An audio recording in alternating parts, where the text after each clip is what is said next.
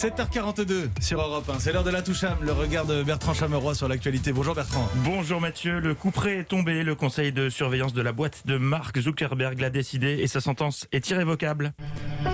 Le petit Donald reste privé de réseaux sociaux. Banni depuis l'invasion du Capitole en janvier dernier, Donald Trump ne pourra pas retourner sur Facebook et Instagram. 4 longs mois, qu'il lui est interdit de nous gueuler dessus dans des tweets écrits en majuscules. Law and order, fake news. Oh, ça me manque. C'était mon jeu préféré. Devinez si c'était un vrai tweet de Donald Trump ou s'il avait fait un AVC sur son clavier. Parfois, c'était très dur de trouver un coff féfé. AVC. Ah ben non, c'était un vrai tweet. Ah bougna, hyper compliqué de savoir. Mais il en fallait plus pour le décourager car Donald Trump, c'est l'Amérique, le symbole de la liberté. Et il est né sur les bords du fleuve Mississippi. Pardon, je m'égare. Après des mois passés à miauler tel un chat qu'on aurait foutu dehors parce qu'il a confondu le canapé avec la litière, Donald Trump a décidé de revenir coûte que coûte. Ses équipes l'ont annoncé à grands coups de trompette et de tambour fin mars. L'ancien président américain va lancer sa propre plateforme. Ça, c'est de la graine de winner. Ses conseillers évoquaient sur Fox News quelque chose de gros, de très important, j'imagine. Mark Zuckerberg en sueur au moment de cette annonce, voyant sonner l'heure de son déclin avec une tête qui en dit long, la même que d'habitude donc. De toute façon, il n'a qu'une seule expression faciale, Mark Zuckerberg, entre la constipation et l'animal empaillé. Discret sur les détails, ce même conseiller de Trump expliquait que la mise en œuvre de cette plateforme est le fruit de nombreuses réunions à Mar-a-Lago, la résidence du nouveau petit génie du web.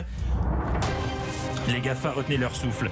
Facebook, Twitter et les autres se préparaient à connaître le même destin que MySpace et Second Life.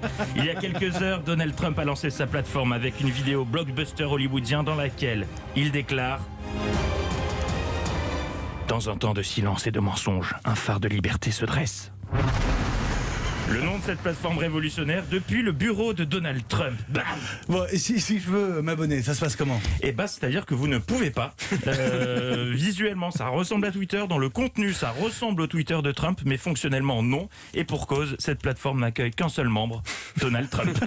Et n'essayez pas d'interagir avec lui, puisqu'il a désactivé l'option commentaire. Vous pouvez simplement liker ses posts. C'est tout. C'est pratique, hein.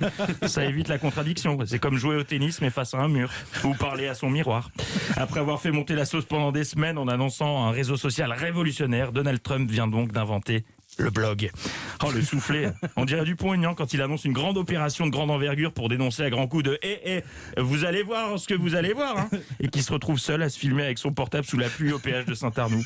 Quelque chose de très touchant dans tout ça. Allez, bienvenue à ce réseau asocial et bonne journée à vous. Merci beaucoup la Toucham, Bertrand Cham.